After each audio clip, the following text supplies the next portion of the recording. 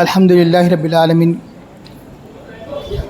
خالق کل مکان مکین وافضل الصلاۃ واکمل السلام علی سید المرسلین وعلی آلہ الطیبین الطاہرین واصحابہ الاکرمین اما بعد فاعوذ باللہ من الشیطان الرجیم بسم اللہ الرحمن الرحیم محمد رسول اللہ صدق اللہ العظیم قال اللہ تعالی فی شان حبیبہ الکریم ان اللہ وملائکتہ یصلون علی النبی یا ایہا الذین آمنوا صلوا علیہ وسلموا تسلیما اللہم صلی علی سیدنا و نبینا و مولانا محمد النبی الامی وعلی آلہ وصحبہ وبارک وسلم۔ کیا شان احمدی کا چمن میں ظہور ہے، کیا شان احمدی کا چمن میں ظہور ہے، ہر گل میں ہر شجر میں محمد کا نور ہے صلی اللہ علیہ حبیبہ وآلہ وصحبہ وسلم۔ یہ نام کوئی کام بگڑنے نہیں دیتا، یہ نام کوئی کام بگڑنے نہیں دیتا، بگڑے بھی بنا دیتا ہے یہ نام محمد، بگڑے بھی بنا دیتا ہے یہ نام محمد صلی اللہ علیہ وآلہ وسلم۔ وحشت آدم کی گئی نام شہ لولاک سے، وحشت آدم کی گئی نام شہ لولاک سے، مردے زندہ ہو گئے تاثیر نام پاک سے، مردے زندہ ہو گئے تاثیر نام پاک سے۔ محترم بزرگان ملت، معزز سامعین کرام، عزیز بھائیو، ابھی جو آیت کریمہ کی تلاوت کا شرف حاصل کیا گیا، جو اشعار پڑھے گئے، اس سے آپ کو اندازہ لگ گیا ہوگا کہ آج کی تقریر کا عنوان ہے کہ نام مصطفیٰ صلی اللہ علیہ وسلم کے کمالات و برکات، برکات نام محمد صلی اللہ علیہ وآلہ وسلم۔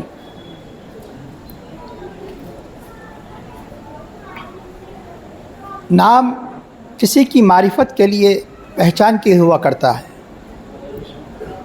کہ نام ہو تو، نام نہ ہو تو کیسے پتہ چلے کہ کس کے بارے میں بات ہو رہی ہے، کیا ہو رہی ہے، کون کیسا ہے۔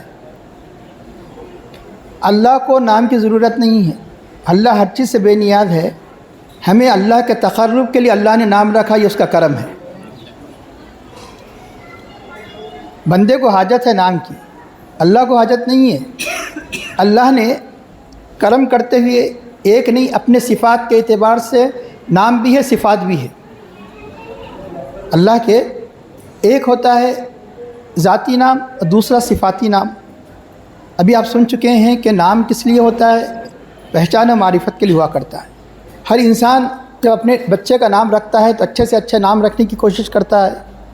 بسا اوقات تو معنی بہت اچھے ہوتے ہیں لیکن اس کے کام اس نام کے اعتبار سے نہیں ہوتے۔ ہر بچے کے لیے ضروری نہیں ہے، بعض مثال کے طور پر ایک بچے کا نام رکھا جاتا ہے ذاکر، یہ ضروری نہیں کہ آگے چل کے ذکر کرے، ذکر تو دور کی بات ہے، 5 وقتہ نماز بھی نہیں پڑھ رہا ہے، نام ذاکر ہے۔ ایک کا نام شاکر ہے، ہر ذاکر ایسا نہیں ہے، بعض ذاکر نمازی بھی ہے۔ ایک کا نام شاکر، شکر گزاری تو دور کی بات ہے، وہاں فرائض بھی نہیں ہے۔ ایک کا نام عابد، یہ ہم اس امید میں رکھتے ہیں آگے چل کے اللہ اسے ذاکر بنا دے، اللہ اسے شاکر بنا دے، اللہ اسے عابد بنا دے۔ ایک شخص ایسا بھی ہوتا ہے کہ نام اتنا خاص نہیں ہوتا، آپ کہتے ہیں اس کے نام کو مت دیکھو، اس کے کام کو دیکھو، اس کے نام کو مت دیکھو، اس کے کام کو دیکھو۔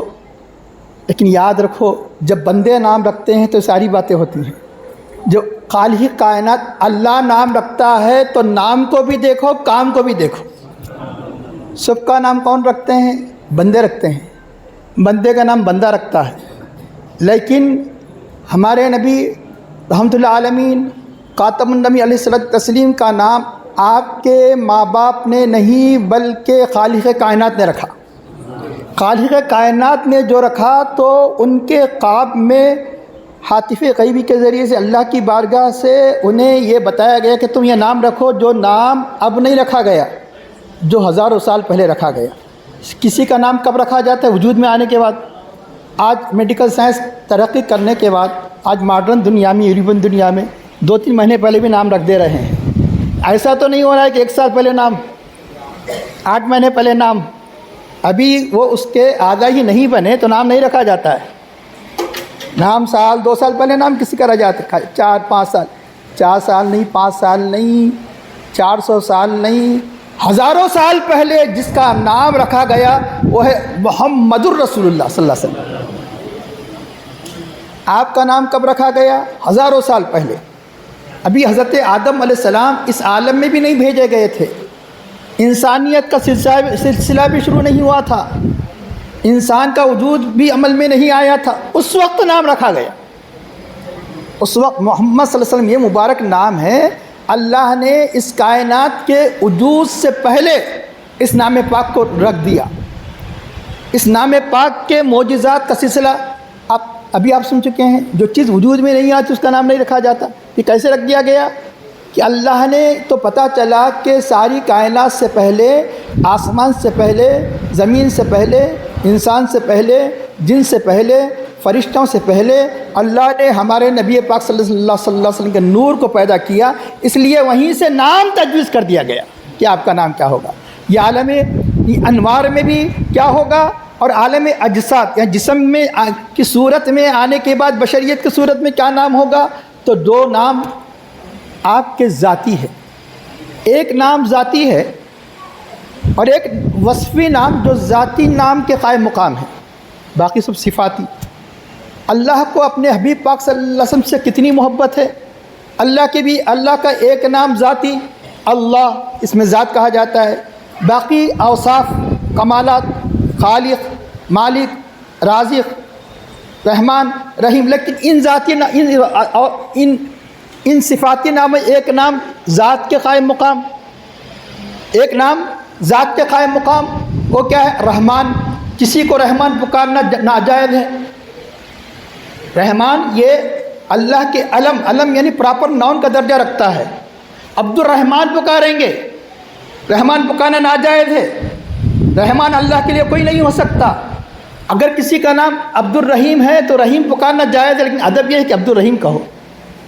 کسی کا نام عبد العزیز ہے تو عزیز کہا جا سکتا ہے، کسی کا نام عبد الکریم ہے تو کریم کہا جا سکتا ہے، لیکن کسی کا نام عبد الرحمن ہے تو رحمان پکارنا جائز نہیں ہے۔ پکار رہے ہیں تو ناجائز کام کر رہے ہیں۔ یہ رحمانی ایک ایسا وصف ہے جو علم پراپر ناؤن کا درجہ رکھتا ہے۔ تو اللہ کے حبیب کا ایک نام ذاتی محمد اور دوسرا نام احمد، یہ آپ کا وہ نام ہے جو ذاتی نام کے قائم مقام ہے۔ احمد و محمد، آپ کے اس عالم میں وجود میں آنے سے پہلے آسمانوں میں اکثر احمد، اور زمین پہ آنے کے بعد کس نام سے پکارے جانے لگے؟ محمد صلی اللہ علیہ وسلم۔ تو آپ کے 2 نام مشہور ہیں آپ کے عالم وجود ہی میں آنے سے پہلے ہی، اس میں محمد، اس میں احمد۔ یہ کب رکھا گیا؟ اس کی ابتدا بھی بیان نہیں کی جا سکتی۔ کیوں نہیں بیان کی جا سکتی؟ اس لیے نہیں بیان کی جا سکتی کہ کون بیان کرے؟ آدم علیہ السلام بھی نہیں بیان کر سکتے۔ اس لیے نہیں بیان کر سکتے کہ اللہ کے حبیب صلی اللہ علیہ وسلم سے پوچھا گیا کہ حضرت ابو ہریرہ رضی اللہ عنہ، ترمذی کی روایت ہے، متی وجبت لک النبوہ، نبوت آپ پر کب واجب ہوئی؟ فرمایا کہ اللہ کے حبیب صلی اللہ علیہ وسلم نے فرمایا کنت نبیا وآدم بین الروح والجسد، میں اس وقت نبی تھا جب کہ آدم روح و جسد کی منزلوں کے درمیان تھی۔ کب سے تھا نہیں فرمایا، لیکن سمجھنے کے لیے کوئی ایک مثال دینا چاہیے۔ یعنی مطلب یہ حضرت آدم علیہ السلام عالم وجود میں بھی نہیں آئے تھے، ابھی ان کا جسد عنصری خاکی بنا بھی نہیں تھا، اس وقت بھی نبی تھا۔ اب کب سے نبی تھا یہ لوگوں کی سمجھ میں آنے سے باہر تھا، اس لیے صرف آدم علیہ السلام کی مثال آپ نے دی۔ کس سے پوچھیں گے پھر؟ اب آدم علیہ السلام سے تو نہیں پوچھ سکتے۔ آدم علیہ السلام سے پہلے کون سی مخلوق ہے؟ جن تھی، جن بھی نہیں بتا سکتی۔ اس زمین پر آدم علیہ السلام کے بھیجا جانے سے پہلے کس کا راج تھا؟ جنوں کا تھا۔ ان سے پہلے فرشتے، پھر فرشتے تو ابھی بھی وجود میں آ رہے ہیں، ابھی بھی پیدا ہو رہے ہیں۔ ہر انسان کے ساتھ ایک شیطان بھی پیدا ہوتا ہے، فرشتہ بھی، لیکن سب سے جو فرشتوں کا سردار ہے جو بہت ہی جن کا وجود بہت کافی یعنی انسانوں سے پہلے جنوں سے پہلے ہو چکا ہے، وہ کون ہے؟ سید الملائکہ حضرت جبرائیل علیہ السلام سے پوچھیں گے کہ اللہ کے حبیب کا نور کب بنایا گیا؟ جب نور بنایا گیا جب ہی نام رکھا گیا۔ تو ایک مرتبہ اللہ کے حبیب صلی اللہ علیہ وسلم نے خود پوچھا، روح البیان کی روایت ہے، اے جبرائیل بتاؤ تمہاری عمر کیا ہے؟ اے جبرائیل بتاؤ تمہاری عمر کیا ہے؟ تو حضرت جبرائیل علیہ السلام نے فرمایا یا رسول اللہ مجھے پتہ نہیں، کہ جہاں حساب و کتاب ختم ہو جاتا ہے وہاں پتہ چلتا ہے، مجھے پتہ نہیں، ہاں اتنا معلوم ہے کہ چوتھے حجاب میں ایک تارا بلند ہوا کرتا تھا جو 70,000 سال کے بعد یعنی وہ طلوع ہوا کرتا تھا۔ میں نے اپنی زندگی میں 72,000 مرتبہ دیکھا ہے۔ 70,000 کے بعد ایک ستارہ یعنی چمکتا تھا، میں نے اس کو 72,000 مرتبہ دیکھا ہے۔ اللہ کے حبیب صلی اللہ علیہ وسلم نے فرمایا ان النورانی الکوکب، میں وہی چمکتا ستارہ ہوں، ان الکوکب النورانی، میں وہی چمکتا ستارہ ہوں۔ جس ستارے کو آپ دیکھتے تھے جو ہزاروں سال کے بعد طلوع ہوا کرتا تھا وہی ستارہ ہے۔ تو عام طور پہ اکثر یہاں تک کی روایت بہت سے لوگ سناتے ہیں، اس کے بعد کی روایت بھی ہے دوسری، ایک ہی روایت میں ایک ہی حدیث میں ساری باتیں بیان نہیں کی جاتی۔ دوسری حدیث میں ہے کہ ایک مرتبہ حضرت جبرائیل علیہ السلام نے، علامہ ابن جوزی نے بیان کیا، جو کسی بھی روایت کو بہت یعنی جانچ پڑتال کر کے قبول کرتے ہیں، وہ فرماتے ہیں کہ اپنی کتاب میں میلاد کے بارے میں جو اللہ کے حبیب صلی اللہ علیہ وسلم بیان المیلاد النبوی ممکن ہے اس کتاب میں ہے، تو حضرت جبرائیل علیہ السلام نے پوچھا کہ یا رسول اللہ اتنے 1000 سال تک وہ تارا کہاں جاتا تھا؟ تو اللہ کے حبیب صلی اللہ علیہ وسلم نے فرمایا اے جبرائیل جب تک وہ قیام میں ہوتا تو تم دیکھتے تھے، جب سجدے میں جاتا تو تم نہیں دیکھتے تھے۔ یعنی ایک ایک سجدہ کتنی 1000 سال کا ہوتا؟ 70,000 سال کا ایک سجدہ، 70,000 سال کا ایک سجدہ۔ اب وہ روایت سنو کہ جس میں بتایا گیا کہ اللہ کے حبیب صلی اللہ علیہ وسلم کے نور کی پیدائش کیسی ہوئی۔ سرور کائنات صلی اللہ علیہ وسلم کو جب اللہ نے آپ کے نور کو پیدا فرمایا تو حجاب عظمت میں وہ نور بلند ہوا، بلند ہو کر سجدہ ریز ہو گیا۔ اللہ کی عظمت و جلالت کوئی نہیں تھی، نہ لوح، نہ قلم، نہ چاند، نہ سورج، نہ آسمان، نہ زمین، کچھ نہیں۔ جب صرف آپ ہی کے نور کو پیدا کیا گیا، سجدہ ریز ہو گیا۔ سجدہ ریز ہو کر اس نور نے کہا الحمدللہ، تمام تعریف اللہ کے لیے۔ تو اللہ نے فرمایا لذالک خلقتک، اے حبیب میں نے آپ کو اسی کام کے لیے پیدا کیا۔ کس کام کے لیے؟ اللہ کی حمد بیان کرنے کے لیے۔ آپ کہیں گے یہ تو ہم نے احادیث میں پڑھا کہ حضرت آدم علیہ السلام نے فرمایا۔ ہاں حضرت آدم علیہ السلام نے فرمایا، کس کی اتباع میں فرمایا؟ حضور نبی کریم صلی اللہ علیہ وسلم کی اتباع میں فرمایا۔ حضرت عالم اجساد میں، عالم اجساد میں نے جسم کی صورت میں جس نے فرمایا حضرت آدم ہے، عالم ارواح و انوار میں جس نے کہا وہ ہمارے نبی پاک صلی اللہ علیہ وسلم ہے۔ اب حدیث شریف ختم نہیں ہوئی، الحمدللہ، حمد مانے پریز، تعریف۔ اب اس کے بعد اللہ تعالیٰ نے اپنے حبیب کی حمد کو اتنا پسند فرمایا، آپ اللہ نے اعلان فرمایا، آپ نام رکھ رہے ہیں، تسمیہ خوانی ہو رہی ہے کس کے؟ اللہ کے حبیب صلی اللہ علیہ وسلم کی۔ سمیتک محمدً، میں نے آپ کا نام محمد رکھ دیا۔ میں نے آپ کا نام کب؟ ابھی آپ حضرت جبرائیل علیہ السلام کی عمر سن چکے ہیں نا، اس سے پہلے وہ اب یہ تو اپنی عمر بتا رہے ہیں، اس سے پہلے کب نور پیدا کیا گیا نہیں معلوم، کہ جب نام رکھا جا رہا ہے کہ میں نے تمہارا نام محمد رکھ دیا، بک ابدأ الخلق رسلا، بک ابدأ الخلق بک اختم الرسل، کہ مخلوق کی ابتدا تمہیں سے کروں گا اور رسالت کا اختتام بھی تم ہی پر ہوگا۔ یعنی رسالت کا جس طرح آپ کے نور سے ساری کائنات بنائی جائیں گی اور انبیاء رسول کو بھیجا جائے گا، اس آخری رسول تم ہی ہوں گے، تم ہی پر رسالت کا اختتام عمل میں آئے گا۔ ایک اہم بات کہ اللہ تعالیٰ نے ہمارے نبی صلی اللہ علیہ وسلم کے نام کو کس سے یعنی اللہ نے مشتق کیا؟ تھوڑا سا آج گرامر کی باتیں ہوں گی، عظمت مصطفیٰ صلی اللہ علیہ وسلم کو سننے کے لیے، سمجھنے کے لیے تھوڑا آپ کو برداشت کرنا پڑے گا۔ اگر ایک ہی وقت میں سمجھ میں نہیں آیا تو تھوڑا غور کریں گے، دوسری مرتبہ سمجھ جائیں گے۔ ایک مثال سے سمجھ میں نہیں آئیں گے تو دوسری مثال سے سمجھ میں آئے گا، دوسری مثال سے سمجھ میں نہیں آیا تو پھر بھی کوئی حرج نہیں، جو مقصد ہے وہ سمجھ میں آ جائے گا۔ اس یعنی قاعدے کا جو مقصد ہے، مقصد بھی سمجھ میں آ جائے تو بڑی بات ہے۔ آپ اگر گرامر کا قاعدہ نہیں سمجھ میں آیا تو چنانچہ تو مشتق کا مطلب یہ ہے کہ ہر زبان میں ایک طریقہ ہوتا ہے، ایک روٹ ہوتا ہے، ایک روٹ ہوتا ہے، ایک مصدر ہوتا ہے، اسی سے ورب نکلتا ہے، اسی سے ناؤن نکلتا ہے. جیسے رائٹنگ سے کیا نکلا؟ رائٹر، رائٹنگ لکھنا، رائٹر لکھنے والا، ریٹن لکھا ہوا. اس کو کہتے ہیں مشتق. کیا بولتے ہیں اس کو؟ انگلش میں ڈیریویشن، نکالنا. تو رائٹنگ سے کیا نکالے؟ رائٹر نکالے.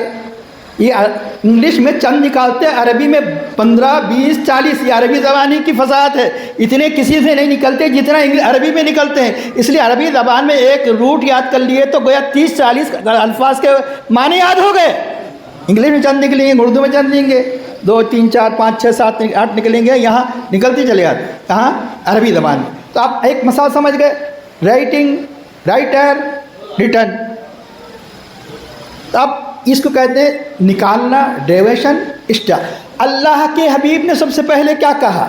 الحمدللہ کہا.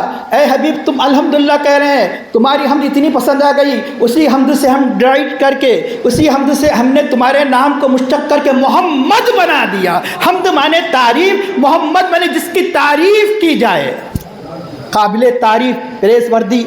کیا مطلب؟ محمد کے معنی جس کی تعریف کی، اسے مفعول کہا جاتا ہے. اسے مفعول کا مطلب کیا ہے؟ اسے مفعول یعنی مطلب یہ ہے کہ جس کو یعنی مطلب ایک انگلش میں کہا جاتا ہے کہ پریزنٹ پارٹیسپل، پریزنٹ پارٹیسپل یعنی جس کی تعریف کی جائے. بلکہ یعنی محمد تو پارٹیسپل محمد کس سے بنایا گیا؟ اسے مفعول. ایک ہوتا ہے اس میں فاعل، جیسے مثال لکھنے والا اس میں فاعل، لکھا ہوا اس میں مفعول، کرنے والا ڈوئر جو ہوا کرتا ہے اس میں فاعل، ڈن جو ہے وہ اس میں مفعول. جیسے کاتب لکھنے والا، مکتوب لکھا ہوا. جیسے ظالم ظلم کرنے والا، مظلوم جس ظلم کیا ہوا. تو حامد، حمد سے حامد تعریف کرنے والا، اور حمد سے محمود تعریف کیا ہوا. ایک نہیں، اب اسے ہزاروں الفاظ سمجھتے چلے جائیے. شکر، شکر کرنا، شاکر شکر کرنے والا، مشکور جس کا شکر کیا جائے. اب یعنی ایسے کلمات نکلتے ہی چلے جاتے ہیں. جب یہ آپ سمجھ چکے تو حمد سے اس میں فاعل کیا ہونا چاہیے؟ حامد تعریف کرنے والا، اسے مفعول محمود تعریف کیا ہوا. لیکن اللہ کے حبیب کا نام کیا رکھا اللہ نے؟ محمد. محمود بھی ہے لیکن پہلے کیا نام رکھا؟ آپ کا ذاتی نام کیا رکھا؟ محمد. ارے یہ کیا بات ہے کہ ابھی بتایا کہ اسے مفعول ہے جب قاعدے سے نہیں. سن لیجئے، محمود میں نے تعریف کیا ہوا. یہ بھی سمجھ جائیے. آگے چل کے اور ایک بات یعنی آپ کو بتانا ہے. اب عربی زبان میں ایگزیگریشن، مبالغہ مخلوق کرتی ہے تو غلط ہوا کرتا ہے، خالق کے پاس غلط نہیں، حقیقت ہوا کرتی ہے، حقیقت ہوا کرتی ہے. تو چنانچہ اس صفت کو، اس کوالٹی کی زیادتی بتانا ہے تو پھر طریقہ بدل جاتا ہے. جیسے حمیدہ ورب ہے، حمد سے تعریف کیا، حمیدہ یحمدو تعریف کیا. اگر اس میں تاکید پیدا کرنا ہے، خوب تعریف کیا. یہ سمجھانے سے پہلے میں دوسری مثال دوں گا تو آسانی سے سمجھ میں آئے گا. قطعن کاٹنا، قطعن کاٹنا، قطع کاٹا، قطع کاٹا. اگر قطع دوسرے حرف کو تشدید دے دے تو نیا فارم بن جاتا، لیکن میننگ تو وہی رہیں گے لیکن زیادتی کے ساتھ. ٹکڑے ٹکڑے کر دینا. قطع مانے گوشت بنانا، قطع مانے قیمہ بنا دینا، خوب ٹکڑے ٹکڑے کر دینا. یعنی خوب کے معنی پیدا ہو گئے. اگر آپ کے سامنے میں کہہ دوں، ڈائریکٹ کہہ دیتا محمد میں نے بہت تعریف کیا. یہ اہل سنت تو ہمیشہ مبالغہ کرتے رہتے کہ یہ بہت کہاں سے آ گیا، ایک لفظ کے اندر بہت بھی آ گیا. بار بار تعریف کی جائے. محمد وہ ہے کہ جس کی بار بار تعریف کی جائے. اس لیے جس عظیم نام کی برکت سے ہم مسلمان ہوئے، اللہ کی نعمتیں ملے، ہمیں ضروری ہے کہ اس نام کے بارے میں معلوم. اس لیے میں ذرا تھوڑا سا یعنی پورے وضاحت کے ساتھ میں عرض کرتا جاؤں تاکہ اللہ کے حبیب کی نام کی عظمت ذہن میں بیٹھیں گی تو جب درود پڑھیں گے تو دل کی گہرائیوں سے حضور کی محبت کے ساتھ پڑھیں گے. اس لیے نام مصطفیٰ صلی اللہ علیہ وسلم کو پوری یعنی تاکید کے ساتھ میں عرض کرنا چاہتا ہوں. تو ابھی جیسے آپ سن چکے، قطع کاٹا، قطع ٹکڑے ٹکڑے بنا دیا، مقطع جسے خوب خوب ٹکڑے ٹکڑے کر دیا. مقطوع جو کاٹ دیا گیا، گوشت کے موٹے موٹے بوٹیاں کاٹ دیا. مقطع کا معنی قیمہ قیمہ بنا دیا. سمجھ میں آ گیا؟ تب دوسرے حرف کو تجدید دے دینا. اس لیے اللہ تعالیٰ کے ناموں میں اکثر اللہ تعالیٰ کے جہاں صفات آتے ہیں، کبرا، کبرا، سبحا، سبحا. اب حمیدہ، حمید آپ کے قاعدہ عربی کے زبان کا معلوم ہو گیا. دوسرے حرف کو کیا دینا؟ تشدید دے دینا. ابھی سن لیے نا، قطع سے قطع، حمیدہ سے حمدہ، حمیدہ سے حمدہ. حمدہ کے معنی خوب خوب تعریف کرنا. حمدہ کے معنی، اب ایک لفظ ایسا میں بتاتا ہوں جو صبح شام استعمال کرتے ہیں. یہ بات اور ہے کہ عربی نہیں جاننے کی سے غلطیاں کرتے ہیں. معزز، معزز، اگر اب اس کا اس میں فاعل سے مفعول کا طریقہ بدل جاتا ہے. معزز اعزاز دینے والا، اکرام کرنے والا. معزز جس کا اعزاز، جس کو اعزاز دیا گیا، اس کا طریقہ بدل جائے گا. معزز، اے میرے آپ کیا کہتے ہیں؟ اے میرے معزز مہمانوں. یہ غلط ہے. اے میرے معزز صحیح ہے، لیکن معزز کون ہے؟ خود ہے. اور آنے والا کون ہے؟ معزز. ان کو آپ کیا کہتے ہیں؟ معزز کہتے ہیں آپ. وہ معزز نہیں، وہ کیا ہے؟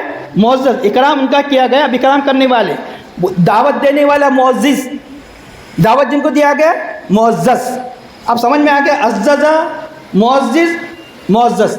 حمدہ محمد، جس کی خوب خوب تعریف کی جائے. محمد کے معنی کیا ہے؟ جس کی خوب خوب تعریف کی جائے. الذی کثر خصال المحمودہ، جس کی اچھی اچھی بڑی بڑی خصلتیں ہوں. الذی یحمد حمدا بعد حمد، جس کی بار بار تعریف کی جائے. ایسی کوئی ذات بتاؤ کہ ان سے بڑھ کر اللہ کے بعد کسی کی تعریف کی گئی؟ کوئی ذات ایسی نہیں جس کی گئی، نہ کی جا رہی ہے، نہ کی جائے گی. اگر کوئی ذات ہے جس کی بار بار اگر تعریف کی گئی، کی جاتی ہے، کی جاتی رہیں گی، تو وہ نام محمد صلی اللہ علیہ وسلم.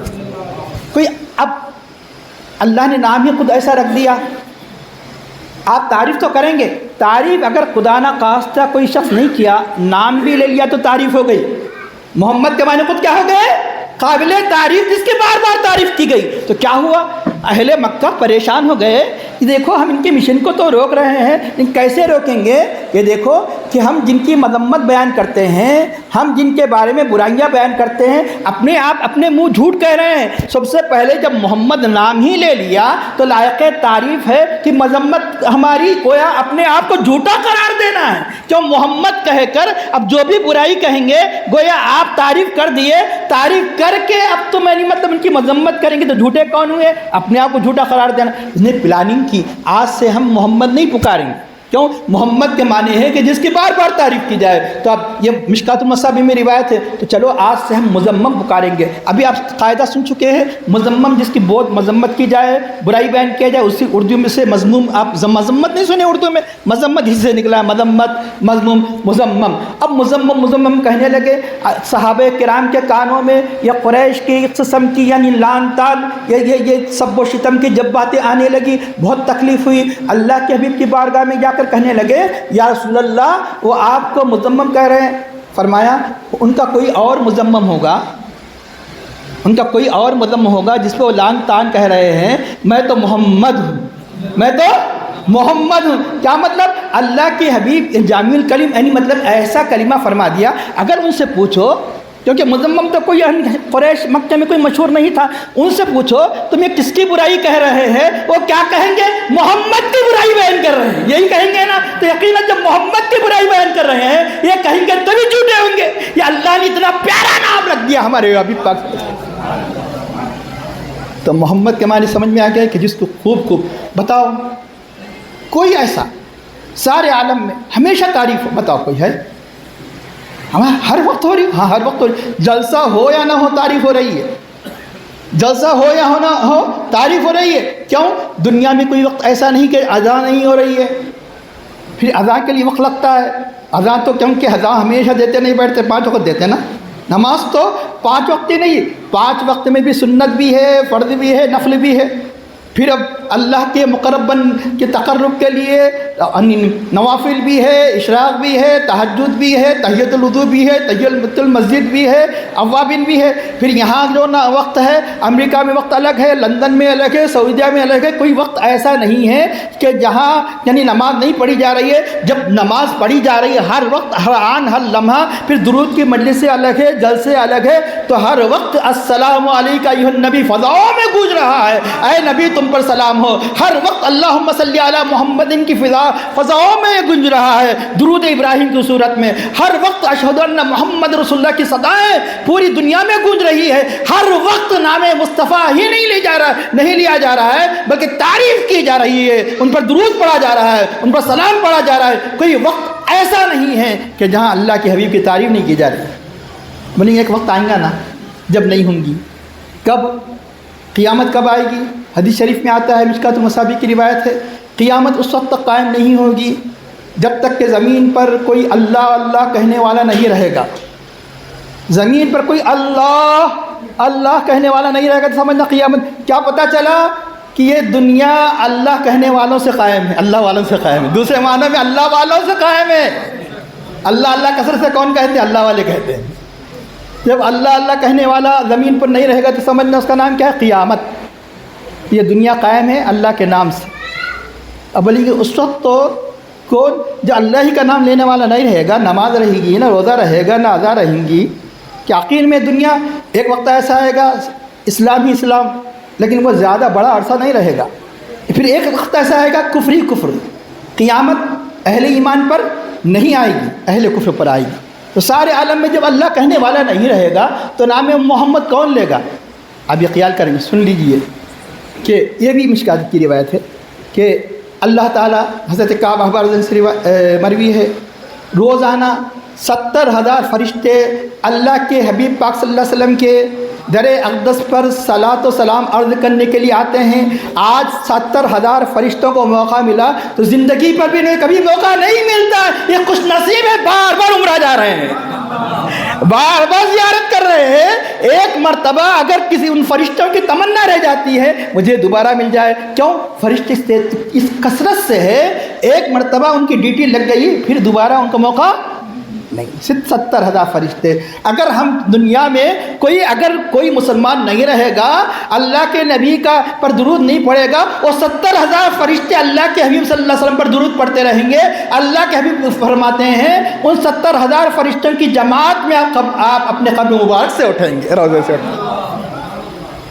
تو نام مصطفیٰ, عظمت مصطفیٰ کا سکہ ہر وقت ہوگا, ہر آن ہوگا, یہاں تک کہ زمین پر کوئی اللہ کہنے والا نہیں رہے گا. اللہ اپنے حبیب کو اتنا چاہتا ہے کہ ان پر درود پڑھا جائے گا, ان پر درود پڑھا جائے گا. فرشتے اتنے کیوں ہیں؟ بتایا گیا کہ 10 پوری مخلوق کو 10 حصوں میں تقسیم کر دیا جائے تو 9 حصے فرشتے ہوں گے. ساری مخلوق حیوانات یعنی انسانات وغیرہ سب میں انسان سب ملا کے کتنی؟ 1 حصہ. کیوں؟ فرشتے جب پیدا ہوئے تو نہیں مرتے. کب تک؟ جب تک کہ سور نہ پھونکا جائے گا. انسان پیدا ہوتا ہے مرتا ہے, جن پیدا ہوتا ہے مرتا ہے, لیکن فرشتہ نہیں. وقت واحد میں وہ گنتی الگ ہے. جہاں یہ ذکر کی مجلس ہوتی ہے تو آنے والے فرشتے الگ, حفاظت کے فرشتے الگ, وہ فرشتے الگ, ان کی بڑی تعداد ہے, وہ الگ الگ ہر کام کے لیے فرشتے ہیں. بھی وفات کا ملک الموت تو چیف ہے, اکیلے نہیں آتے, جماعت آتی ہے, کیونکہ چیف کا نام لیا جاتا ہے. پھر وہ جماعت الگ, وہ جماعت ایسے جماعتیں کئی ہے جو انتظامات کے. ہر انسان کے ساتھ 5 فرشتے رہتے ہیں. 2 فرشتے تو سبھی جانتے ہیں, یعنی مطلب کون؟ کرامن کاتبین, جو آپ کے نیک و بد عمل کو لے کر آپ کی CD تیار ہو رہی, روزانہ CD قیامت میں بتائیں گے. یہ CD دیکھ لینا, یہ وہ جب بتائی جائے گی, روزانہ تیار ہو رہا ہے, یعنی نیکیاں لکھ رہا ہے, بدی لکھ رہا ہے. اگر آپ کی CD خفیہ طور پر خاندان میں آپ کے 1 مہینے کی خفیہ طور پہ ویڈیو لے لی جائے, آپ کہیں گے کہ بیٹے ہم یعنی بھری مجلس میں رشتہ داروں میں بتائیں گے تمہاری حالت کیا ہو جاتی ہے, کتنی ندامت ہوگی کہ کیا کیا کرے کیا کیا نہیں کرے. اب اندازہ لگاؤ کہ اولیاء انبیاء کے سامنے ہماری CD بنا جب یعنی مطلب بتائی جائیں گی, کرامن کاتبین دفتر کھولے جائیں گے. اس لیے بتایا گیا کہ انسان کی اس دنیا کی رسوائی سے کیسے ڈرتا ہے, آخرت کی رسوائی سے بھی ڈرنا چاہیے. ایک انسان جو ختم ہونے والا ہے اس کے سامنے جب آپ کی زندگی کے جب پول کھول دی جاتی ہے تو آپ کی حالت بری ہو جاتی ہے. وہاں اللہ والوں کے سامنے ہماری جب CD بتائی جائیں گی تو ہماری کیا عالم ہوگا. اس لیے احادیث میں آیا کہ بد عمل یعنی گناہوں سے بچنے کے ساتھ یہ دعا کرو, اے اللہ مجھے دنیا کی رسوائی سے بچا اور آخرت کی رسوائی سے بچا. وہ کب بچتا ہے؟ رسوا کن اعمال سے دوری اختیار کرتا ہے تو بچتا ہے. تو میں عرض کر رہا تھا کہ اب یہ فرشتے جو 5 فرشتے, دونوں تو معلوم ہیں, اور ایک فرشتہ سامنے نیکی کی طرف کھینچتا ہے, اور ایک فرشتہ بدیوں سے روکتا ہے. اب یہ کہاں ہے؟ جو آپ کے دل میں ہے نا برا ہے، یہ فرشتہ ہے. فرشتے کی لبیک آپ نے کیا کیا؟ انسونی کر کے ہاں بھائی چلتا. معلوم ہے کئی گناہ ایسے آپ جانتے ہیں گناہ پھر بھی کر ڈالتے ہیں، تو کیا آپ نے فرشتے کی جو آپ وہ لبیک تھی، وہ جو کوشش تھی، اس کوشش کو آپ کیا کر دیا؟ انسونی کر دیا. ایک فرشتہ نیکیوں کی طرف لے جانے والا، ایک فرشتہ برائیوں کی سے روکنے والا، لیکن آپ کس کی بات مان لیے؟ شیطان کی بات. شیطان ہی پیدا ہوتا ہے. اب شیطان بھی کہتا ہے چل ادھر، فرشتہ کا چل ادھر. اب دونوں میں رسا کشی ہوتی ہے. تو اب اللہ نیک لوگوں کی صحبت ملتی ہے، قرآن اللہ اور اس کے رسول کی باتوں کا اثر ہوتا ہے، تو وہ شیطان کی بات نہیں مانتا. اور کس کی بات مانتا ہے؟ فرشتے کی بات مانتا ہے. اس لیے یہ جو نیک لوگوں کی صحبت کیوں اختیار کرے؟ تاکہ ہم بار بار فرشتوں کی بات مانیں، شیطان کی بات نہ مانیں. اور ایک فرشتہ مستقل ہر آدمی کے ساتھ ہوتا ہے. جو ہی درود پڑھا تو اللہ کے حبیب صلی اللہ علیہ وسلم کی بارگاہ میں وہ نام کے ساتھ کہتا ہے فلاں بن فلاں نے یا رسول اللہ آپ پر درود بھیجا ہے. ہم چاہتے ہیں کہ اللہ کے حبیب کی بارگاہ میں بار بار ہمارا نام اللہ کے حبیب کی بارگاہ میں لیا جائے. تو ہم کیا کریں؟ کثرت سے درود پڑھیں، کثرت سے درود پڑھیے. 5 فرشتے تو ہر انسان کے ساتھ رہتے ہیں. اندازہ لگائیے کہ پھر انسان لاکھوں کروڑوں اربوں پیدا ہوئے چلے گئے، وہ فرشتے اب جو ہے فرشتے اس لیے اتنی بڑی تعداد ہونے کی وجہ سے صرف زندگی میں ایک مرتبہ اللہ کے حبیب کی بارگاہ میں سلام پیش کرنے کا موقع ملتا ہے. تو اب نام محمد صلی اللہ علیہ وسلم ہمیشہ اس نام کا ذکر ہوتا ہی رہے گا. محمد صلی اللہ علیہ وسلم نام اچھی طرح سمجھ گئے آپ، جن کی بار بار تعریف کی جائے اس کہتے ہیں محمد. یہ بار بار تعریف کی لگایا نہیں گیا. ابھی بتایا گیا نا آپ کو، عربی زبان میں سیدھا سادہ فام حمیدہ ہو تو تعریف کرنا ٹو پریز، حمدہ ہو to praise very much, to praise very much. اب بہت یعنی ویری مچ جس کی پریز بار بار کی جائے، محمد صلی اللہ علیہ وسلم. اب آئیے ایک اہم بات عرض کروں. ابھی آپ سن چکے حمد سیدھا سادہ ورب ہو، فعل ہو. حامد تعریف کرنے والا، محمود جن کی تعریف کی گئی. تو حضور نبی کریم صلی اللہ علیہ وسلم کے اوصاف میں، آپ کے صفات میں حامد بھی ہے کیونکہ آپ کس کی تعریف کرنے والے؟ اللہ کی. اور کیا ہے؟ محمود بھی ہے کیونکہ آپ کی تعریف کی جاتی ہے. محمد تو آپ کا پراپر نیم ہے، یعنی مطلب آپ کا ذاتی نام ہے. محمود آپ کا وصفی نام ہے. تو اب حضرت حسان بن ثابت رضی اللہ عنہ کیا فرمانے سن لیجیے اچھی طرح، کہ اب فرماتے ہیں کہ وَشَقَّ لَهُ مِنْ اسْمِهِ لِيُجِلَّهُ. کہ حضرت حسان بن ثابت رضی اللہ عنہ نے یہ شعر کہاں پڑھا؟ اللہ کے حبیب صلی اللہ علیہ وسلم. حسان بن ثابت کون ہے؟ یہ صحابی رسول ہے. اور آج تک دنیا میں ایسا کوئی حضور کی عظمت بیان کرنے والا، جتنے نعت کان نہیں پیدا ہوا، جتنے نعت کان ہیں قیامت تک گویا کن کے یعنی دامن کن کی اتباع کرتے ہیں؟ حضرت حسان بن ثابت. حسان بن ثابت کون ہے؟ شاعر نبی صلی اللہ علیہ وسلم ہے. اگر کوئی کافر اگر اسلام پر اعتراض کرتا، کوئی کافر اللہ کے حبیب کے خلاف کوئی زبان کھولتا تو جواب کون دیتے؟ اور بھی صحابہ تھے، حضرت کعب بن مالک بھی تھے، عبداللہ بن رواحہ بھی تھے. لیکن ان صحابہ میں، نعت خوان صحابہ میں، شعراء صحابہ میں جن کو سیادت حاصل تھی، اس صحابی کا نام کیا؟ حضرت حسان بن ثابت رضی اللہ تعالیٰ. اب حضرت حسان بن ثابت رضی اللہ عنہ اللہ کے حبیب صلی اللہ علیہ وسلم کے سامنے آپ کی کیا تعریف فرمائیں سن لیجیے. کہ اللہ تعالیٰ ایک مرتبہ درود شریف پڑھی، اللہم صلی علی سیدنا مولانا محمد نبی الامی وصحبہ وعلی آلہ وصحبہ وسلم. وشق لہ من اسمہ لیجلہ. اللہ نے آپ کے لیے آپ کے نام کو اپنے نام سے مشتق کیا، اپنے نام سے مشتق کیا. اللہ کا نام یعنی مطلب ہے کہ محمود، اسی اللہ کا جو نام ہے، جو اس کا روٹ ہے، اسی سے اپنے حبیب کا نام رکھا اللہ نے، اپنے نام سے مشتق کے. اور شک کا بھی سن چکے، مشتق ڈائٹ کرنا، نکالنا. فضل عرش محمود وہذا محمد. عرش والا محمود ہے اور یہ محمد ہے صلی اللہ علیہ وسلم. اللہ کے ناموں میں ننینا نام پڑھتے ہیں نا، کبھی اکثر پڑھے تو بہت اچھا ہے، کبھی نہ کبھی پڑھتے ہیں نا ننینا نام. تو ننینا ناموں میں، اللہ کے ناموں میں ایک نام کیا ہے؟ محمود. کیا نام ہے؟ محمود. تعریف کیا ہے؟ اور آپ کا محمد. محمود بھی ہے، آپ کا نام کیا ہے؟ محمد. محمود مانے اب اتنی اوپر سے چلے آ رہا ہے، آج عربی گرامر کا بھی کوئی ایک کلاس ہو رہی ہے. محمود مانے تعریف کیا ہے. محمد مانے جس کی بہت تعریف کی جائے، تعریف پر تعریف کی جائے. تو حضرت حسان بن ثابت فرماتے ہیں عرش والا محمود ہے اور یہ محمد ہے. ایک اہم بات میں عرض کروں، ساری کائنات میں سب سے بڑھ کر تعریف کا مستحق کون؟ اللہ تعالیٰ. انسان کو کیوں پیدا کیا گیا؟ اللہ کی بات. ہما خلقت الجن والانس. اگر مخلوق کی تعریف کی جائے تو کس کی تعریف؟ خالق کی تعریف ہے۔ کرسی کی تعریف کی جائے، مصنوع کی تعریف کی جائے تو کس کی تعریف؟ صانع کی تعریف۔ میک بنانے والا، میک کی تعریف حقیقت میں نہیں ہے، حقیقت میں تعریف میک بنانے والے کی۔ مصنوع کی تعریف کس کی؟ صانع کی تعریف ہے۔ جتنی کائنات میں تعریفیں ہو رہی ہے وہ کس کی تعریف ہو رہی ہے؟ اللہ کی تعریف۔ اسی اللہ نے کیا فرمایا؟ الحمدللہ، تمام تعریف اللہ کے لیے۔ تو سب سے بڑھ کر تعریف کا مستحق کون ہے؟ اللہ تعالیٰ ہے۔ اسی کی تعریف کے لیے ساری کائنات کو پیدا کیا۔ اللہ نے اپنے حبیب پاک صلی اللہ علیہ وسلم سے کیا فرمایا؟ الحمدللہ جب کہا میں نے اسی کام کے لیے پیدا کیا۔ حضرت آدم علیہ السلام کو پیدا کیا گیا، چھینک آئی تو کیا کہا؟ الحمدللہ۔ چھینک آئی پیدا ہوتی روح ڈالتی الحمدللہ۔ حضرت آدم علیہ السلام سے اللہ نے کیا کہا؟ اے آدم میں نے تمہیں اسی کام کے لیے پیدا کیا۔ تو اب ہمارے ظاہری عقلوں کے اعتبار سے محمد کس کا نام ہونا چاہیے تھا؟ اللہ کا نام ہونا چاہیے تھا۔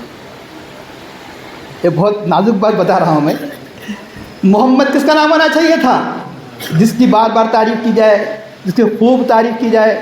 لیکن اللہ نے محمد کس کا نام رکھا؟ اپنا نہیں بلکہ اپنے حبیب کا۔ یہ کیا معاملہ ہے؟ یہ معاملہ کیا ہے؟ یہ کیا راز ہے؟ محمد تو اس کا نام ہونا چاہیے تھا کیونکہ اسی کی تعریف کے لیے، اسی شکر کے لیے سب کائنات کو پیدا کیا، انسانوں ہی کو نہیں بلکہ فرشتوں کو، انبیاء کو، اولیاء کو، مرسلین کو۔ سن لیجیے، ایک ہم ساری کائنات مل کر اللہ کے حبیب کی تعریف کر رہے ہیں۔ اللہ کا فضل ہے جو ہمیں توفیق دیا، اللہ اسی توفیق دیتے رہے۔ ہم ساری کائنات مل کر اللہ کے نبی کی تعریف کر رہے ہیں، کر چکے ہیں۔ انسان کر رہا ہے، مسلمان کر رہا ہے، اولیاء کر رہے ہیں، اقطاب کر رہے ہیں، ابدال کر رہے ہیں، نجبا کر رہے ہیں، صحابہ کر رہے ہیں، انبیاء کر رہے ہیں، سب نبی کی تعریف کر رہے ہیں۔ ساری مخلوق کی تعریف کو ملا لیا جائے تو خالق جو اپنے نبی کی تعریف کر رہا ہے اس کے برابر ہو سکتے ہیں؟ خالق نے اپنے حبیب کی تعریف کی تو کیا اس تعریف کے برابر مخلوق کی تعریف ہو سکتی ہے جو نبی نے کی؟ بن گئے۔ ارے خالق نے تعریف کا کہا ہے، ایک دلیل بھی سن لیجیے، کیونکہ بار بار بخاری کہتے ہیں نا، یہ بھی بخاری بھی سن لیجیے۔ اللہ نے تعریف کا ایک طریقہ کیا بتایا؟ ہمیشہ تعریف ہوتے رہے۔ تعریف کا طریقہ یہ ہے کہ دیکھو تم میرے نبی پر درود بھیجو، ہمیشہ تعریف ہوتے رہے۔ میرے نبی پر تم کیا کرو؟ درود بھیجو۔ تو ان اللہ ملائکتہ یصلون علی النبی، بے شک اللہ اس کے فرشتے نبی پر درود بھیجتے ہیں۔ تو بخاری شریف کی کتاب التفسیر نے پوری قرآن کی تفسیر نہیں، یعنی وہ آیات کہ جن آیات کی تفسیر میں اللہ کے حبیب صلی اللہ علیہ وسلم نے کچھ فرمایا تو اس کو جمع کر دیا، صحابہ نے کچھ فرمایا تو اس کو جمع کر دیا، تابعین نے کچھ فرمایا اس آیت کے بارے میں جمع کر دیا، تابعین اس کو کہتے ہیں کتاب التفسیر، چیپٹر، تفسیر کا چیپٹر۔ اسی تفسیر کے چیپٹر میں آتا ہے اللہ تعالیٰ کا صلات بھیجنا اپنے نبی پر، ان اللہ ملائکۃ یصلون علی النبی، کہ اللہ بھی صلات بھیج رہا ہے، نبی بھی صلات، یعنی فرشتے بھی صلات بھیج رہے ہیں۔ تو اللہ کا صلات بھیجنا، ثناء علیہ، اپنے حبیب کی تعریف کرنا ہے، اپنے حبیب پر رحمت بھی نازل کرنا ہے اور تعریف کرنا۔ تو ساری کائنات کی تعریف مل کر اللہ کی تعریف کے برابر نہیں ہو سکتی جو اپنے نبی کی تعریف کی۔ تو اللہ کی شان کی طرف نظر کرتے ہوئے، اللہ کی عظمت کی طرف نظر کرتے ہوئے، اس لیے آپ کا نام محمد رکھ دیا گیا، کیونکہ اللہ تعریف کیا ہی نہیں، کر رہا ہے۔ کیونکہ اللہ کیا فرماتا ہے؟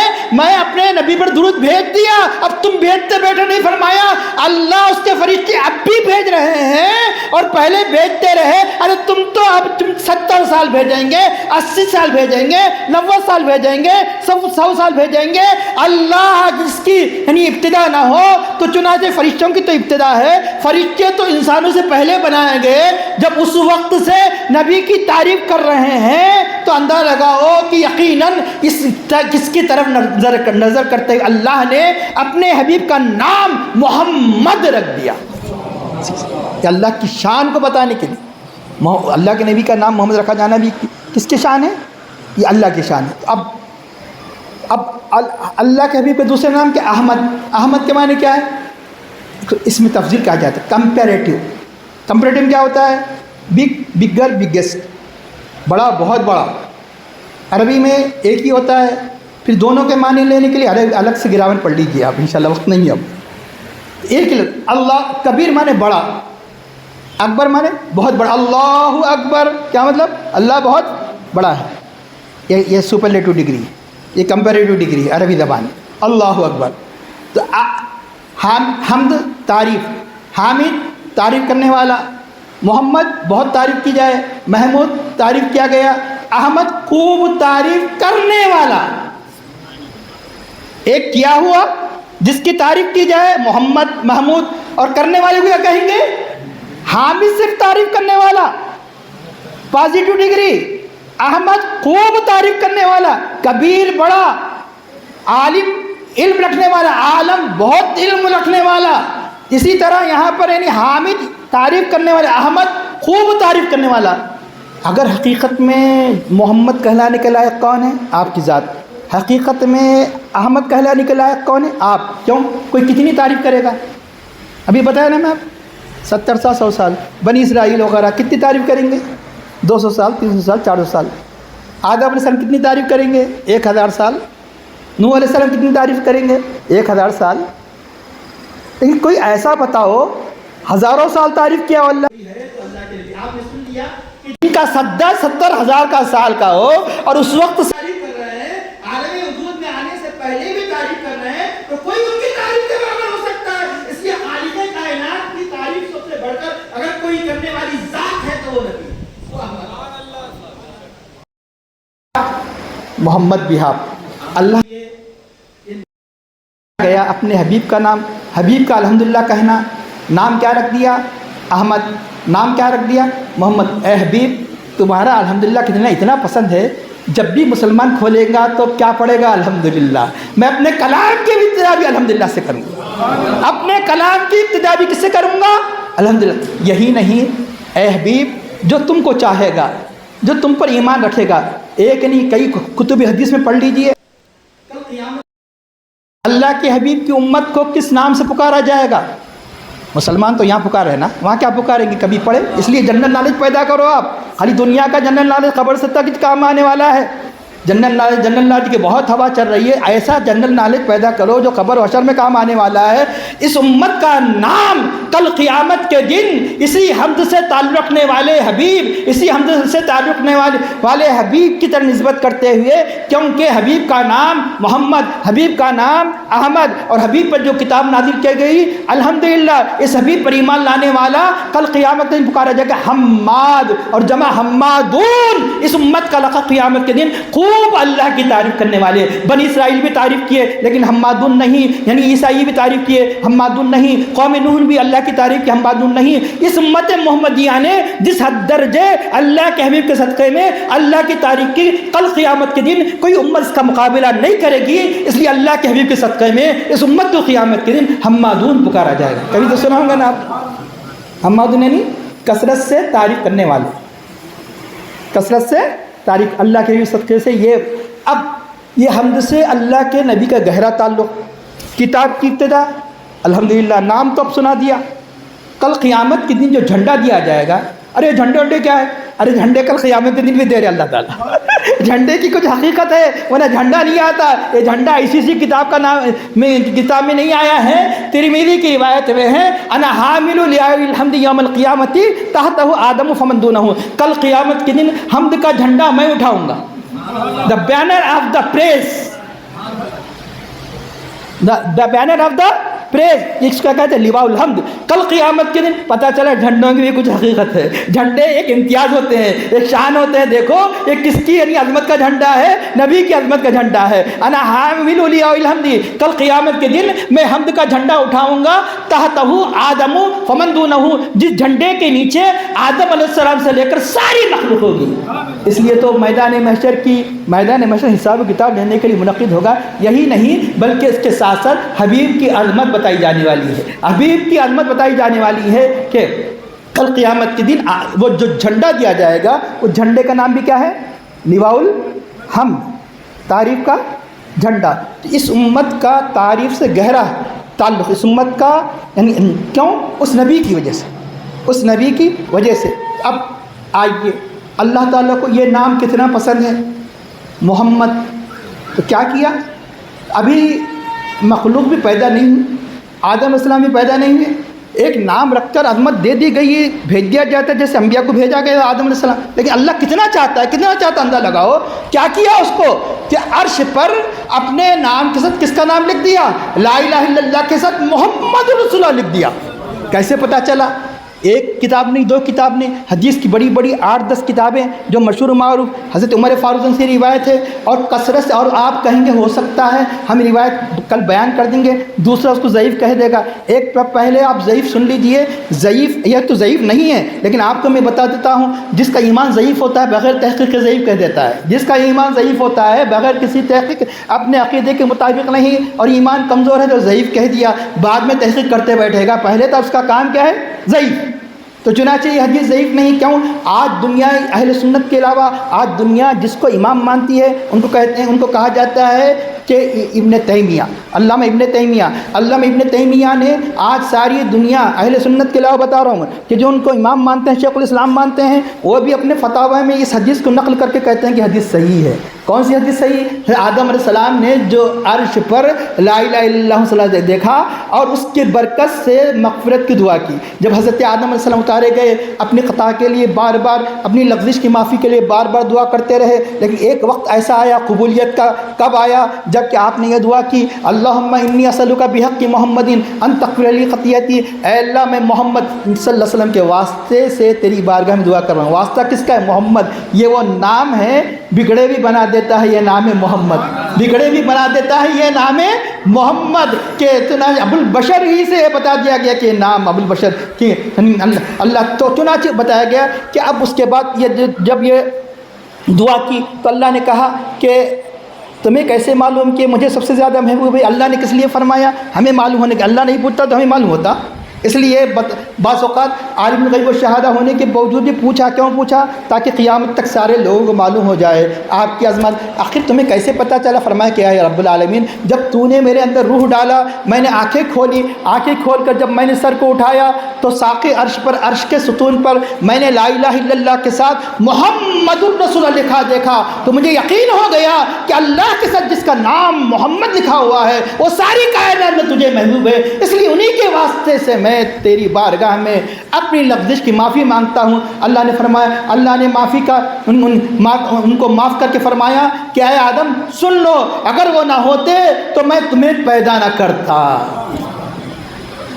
اے آدم، یقیناً جس کی تم نے وسیلے سے دعا کی وہ اتنی عظیم ہستی ہے، اگر وہ نہ ہوتے تو میں تمہیں پیدا نہ کرتا. دوسری بات میں آتا ہے حضرت عیسیٰ علیہ السلام پر وحی کی، اگر حضرت سیدنا محمد صلی اللہ علیہ وسلم نہ ہوتے تو میں آدم کو پیدا نہ کرتا، میں جنت کو پیدا نہ کرتا، نہ دوزخ کو پیدا نہ کرتا. اور ایک روایت میں آتا ہے کہ میں افلاک کو پیدا نہ کرتا. اور ایک روایت میں آتا ہے کہ اللہ کے نبی نہ ہوتے تو میں آسمان نہ پیدا کرتا، زمین نہ پیدا کرتا. اب اور ایک بات سن لیجئے کہ اب یہ لا الہ الا محمد لکھنا، کیونکہ مقصود اللہ ہی کا تقرب ہے نا، مقصود تو اللہ ہی کی عبادت ہے نا. اور اس اللہ کی عبادت، اللہ کے تقرب کے لیے سب سے بڑا ذریعہ کون ہے؟ محمد صلی اللہ. اللہ کا تقرب کا سب سے بڑا ذریعہ، وسیلہ مینس کون ہے؟ محمد صلی اللہ، وسیلہ اکبر ہے. تو چنانچہ کہ کیا ضروری تھا کہ نام لکھا جائے؟ کیونکہ اللہ چاہتا ہے.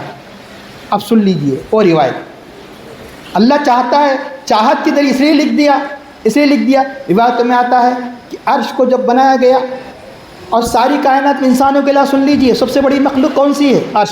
عرش سے بڑھ کر کوئی مخلوق نہیں. یہ زمین جتنی بڑی ہے اس سے بڑا آسمان، پہلے آسمان سے بڑھ کر دوسرا بڑا آسمان، دوسرے سے چوتھا، آخر میں چھٹے سے بڑھ کر ساتواں، ساتویں سے بڑھ کر سب سے وسیع کرسی السماواتی والارض. جتنے آسمان و زمین ان ساری کو وہ کرسی کور کی ہے، اور کرسی سے بڑا عرش. عرش سے علاوہ کوئی مخلوق اتنی بڑی نہیں. عرش سے بڑھ کر کوئی مخلوق نہیں اتنی بڑی. وہ عرش لرزنے لگا. عرش کیا کرنے لگا؟ لرزنے لگا. دنیا میں لرز سے کیا کرتے ہیں آپ؟ پلر وغیرہ دیتے ہیں. کیوں؟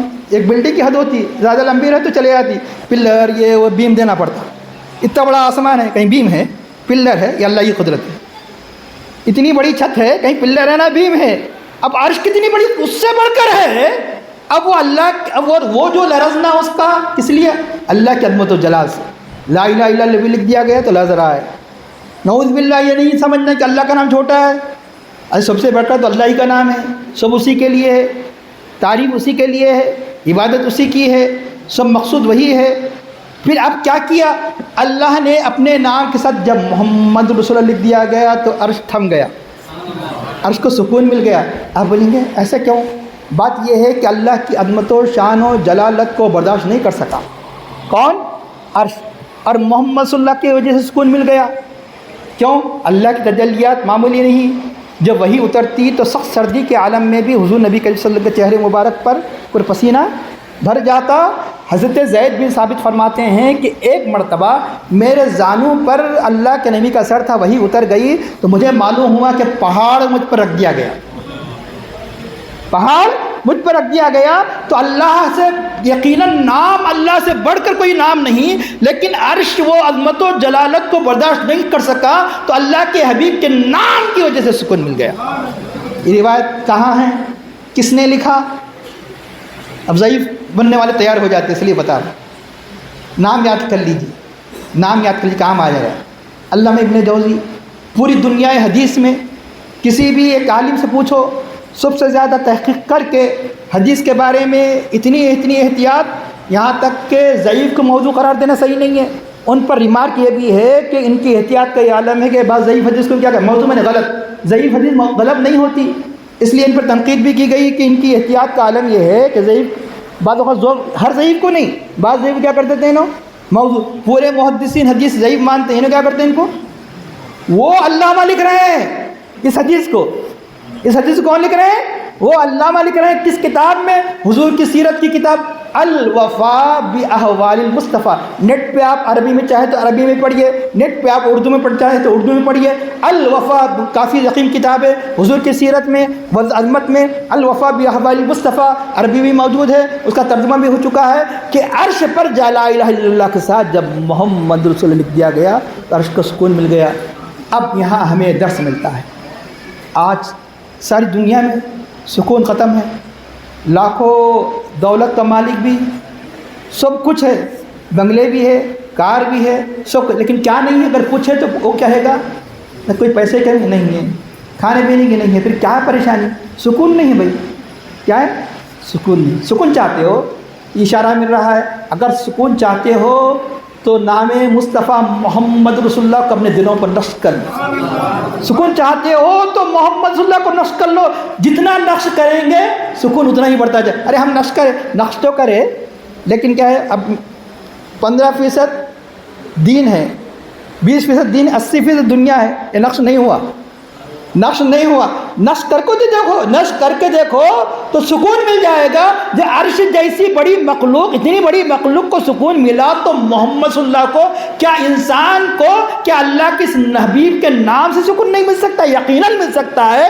کیا مطلب؟ کثرت سے اپنے حبیب کی محبت کو اپنے دل میں موزن کر کے کثرت سے درود شریف پڑھو، درود و سلام پڑھو، تو اللہ کے حبیب کا یہ اعلان ہے کہ تمہارے گناہ بھی معاف ہو جائیں گے اور تمہاری فکریں بھی ختم ہو جائے گی اور تمہاری دنیا کے کام بھی بنتے چلے جائیں گے۔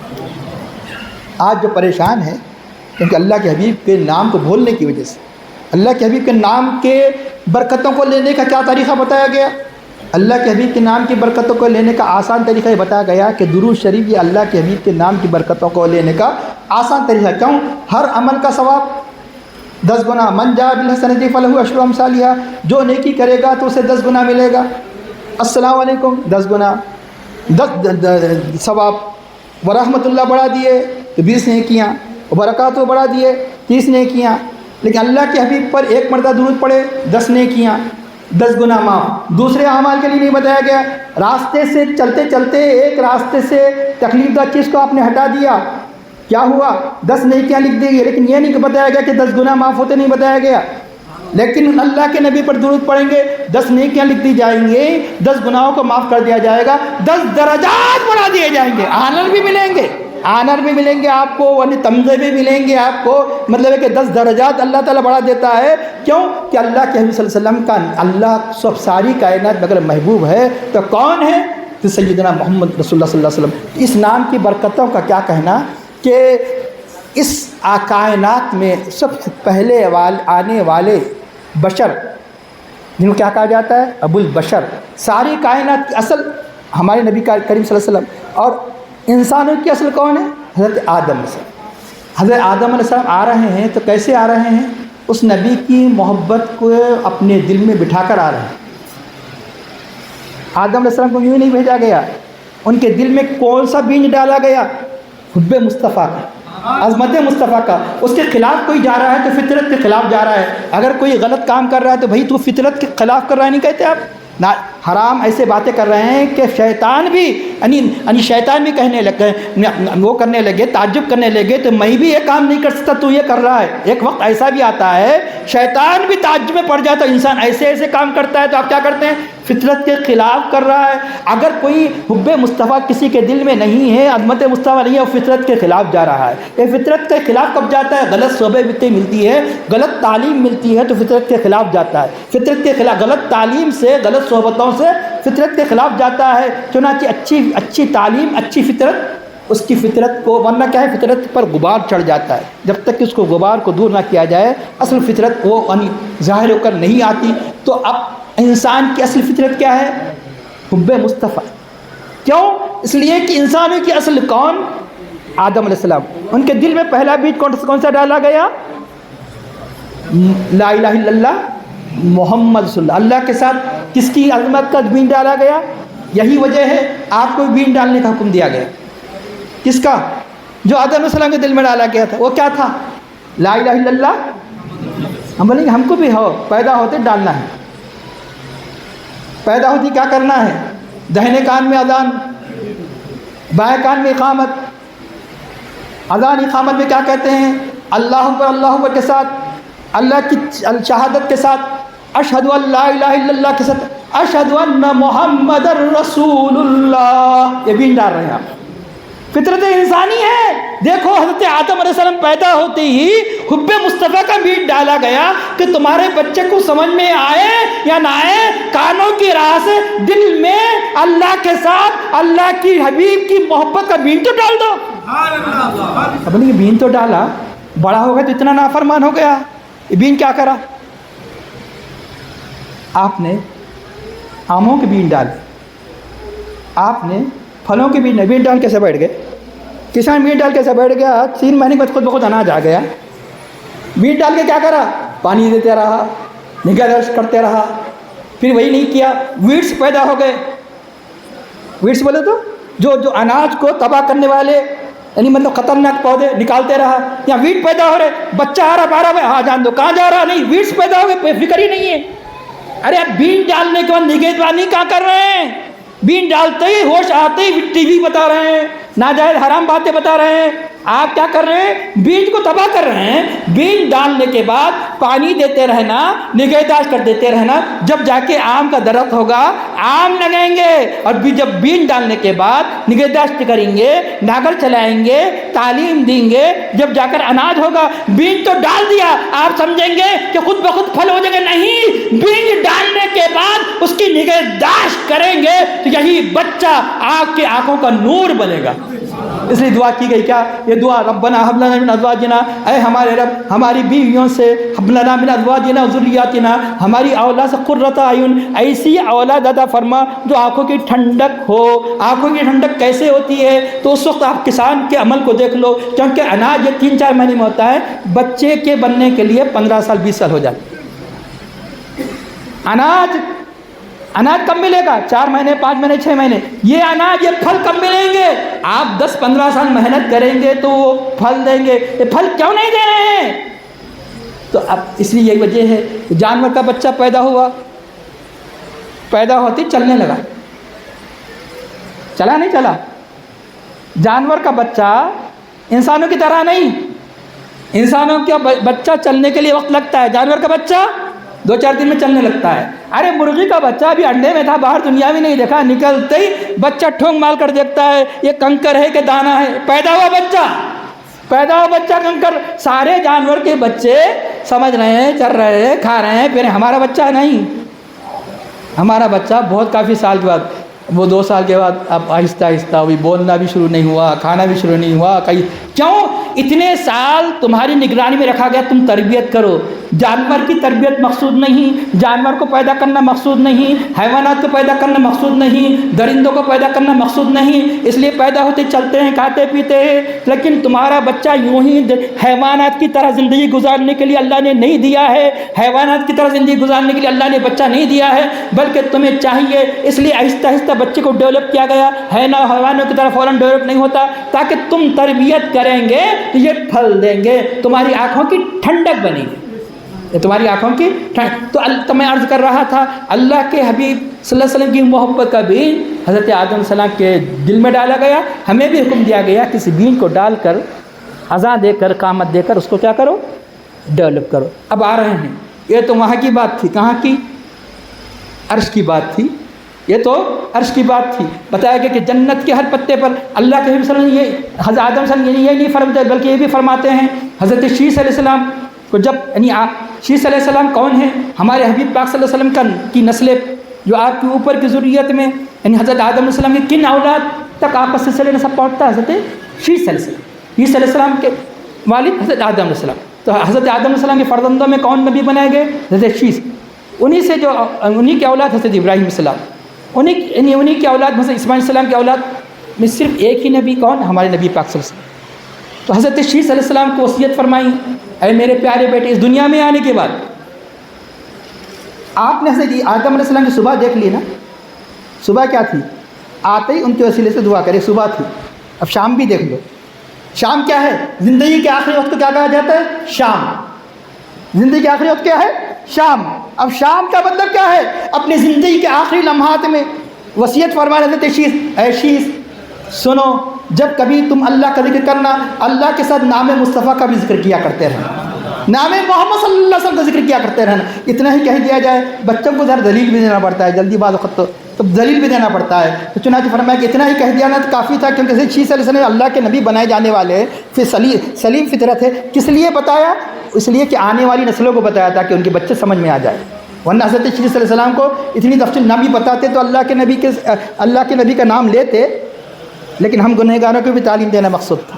فرمایا کہ وہ اے شیس دیکھو کہ تم خلافت کو میرے بعد تم زمین میں خلیفہ ہو، تم میرے بعد زمین میں خلافت کو تقوی کی بنیادوں پر قائم رکھنا، جب کبھی نام الہی کا ذکر کرنا، نام مصطفیٰ کا ذکر کرنا، کیونکہ اللہ نے جب میری اندر روح ڈالی، میں نے ساق عرش پر، عرش کے ستون پر اللہ کے ساتھ محمد کے نام کو لکھا ہوا دیکھا، میں نے دیکھا جنت کے ہر پتے پر نام محمد لکھا ہوا ہے، میں نے دیکھا حوروں کی پیشانی پر نام محمد لکھا ہوا ہے، میں نے دیکھا شجر طوبہ پر نام محمد لکھا ہوا ہے، کہ جنت میں ہر مقام پر نام محمد لکھا ہوا ہے۔ اس لیے جب کبھی تم اللہ کا نام لینا تو اللہ کے نبی کا نام لینا، کیونکہ فرشتے قدیم سے ان کا ذکر کرتے آ رہے ہیں۔ کیوں فرمایا؟ اس لیے کہ فرشتے جب اللہ کے تقرب کے لیے جب کثرت سے جب ان کا ذکر کرتے ہیں، تم آخر کیوں محروم ہوتے ہو؟ کیوں تم محروم ہوتے ہو؟